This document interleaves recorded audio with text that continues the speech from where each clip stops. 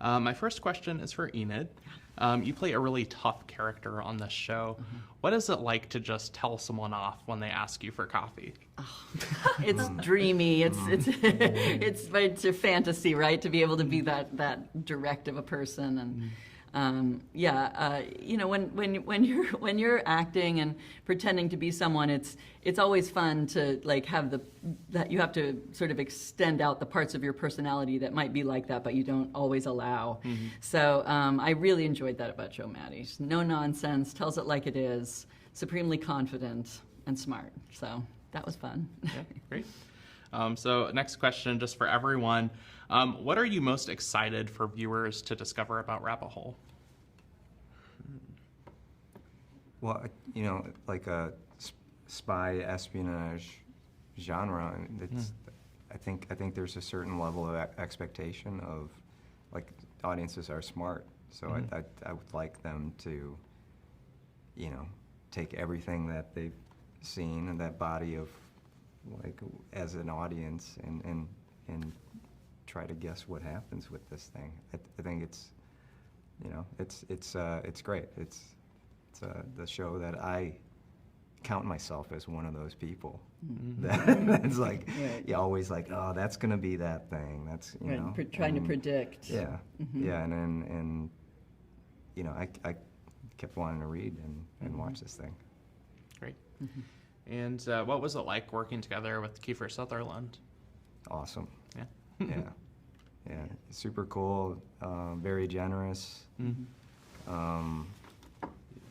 He's got such, like, I mean, it's like the knowing how to do that genre of, like the action stuff. Like I like look to him. It's like, oh, this is, like, this is what's important about this, and so there was a lot of taking his lead on He that. does know exactly how to do this genre. Like, he's got that down. Yeah, great. So, I was on the edge of my seat watching this show. Definitely a lot of very intense moments. How do you unwind together as actors after doing something really intense or dark? Well, it was fun to be in Toronto. It was a really nice town, full of incredibly nice people. So, that made any dark aspect of the show quite light, because you could go out to dinner with all these lovely, kind Canadians around you, and I really appreciated that. Yeah, I had fun. I just liked hanging out with everybody. I would come on set when I wasn't even working just to watch scenes. Like I watched your scenes. I saw the scene where you guys were after some explosion thing. I don't know if I'm ruining anything, but No. yeah, I just love it. I just really, and that goes from the top down. It's just. Yes, it was so much fun. Yeah, for sure. For me, it's yoga. I like yoga. Yeah, yoga, that works. I mean, you're barefoot, so we're ready to do some yoga right now. Yeah. So, just a final question. Just as actors, with the growth of streaming services like Paramount Plus, what are kind of some of the challenges and opportunities as the television landscape transforms with streaming? I think it's great because there's so many shows now, and that means that there's so many different types of stories that can be told.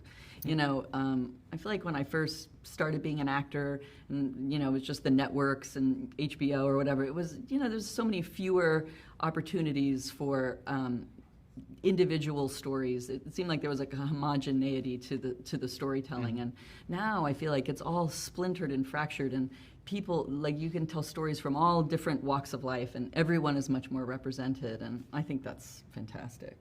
Yeah, I mean, and then now, I mean, there's just so much out there too that you have to, like, to cut through it.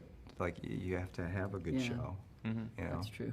Like something that Catches. I can't tell you how many times I've just watched a show where I'm like two or three episodes in out of like maybe like 10 or 12, and I bail on it, even though I had friends tell me like it was a good show or something like that. And what was awesome is they gave us the first 4 episodes of this, and I binged it. Yeah. And I was supposed to be working the next morning, and stayed up till 2 a.m. And Yeah, you I went want to to see what happens work next. sleepy because I actually watched this thing. And it was like fun. Like I like laughed out loud at these like the Joe Maddie things, like the disdain for just that look that you. I was like, this is so great.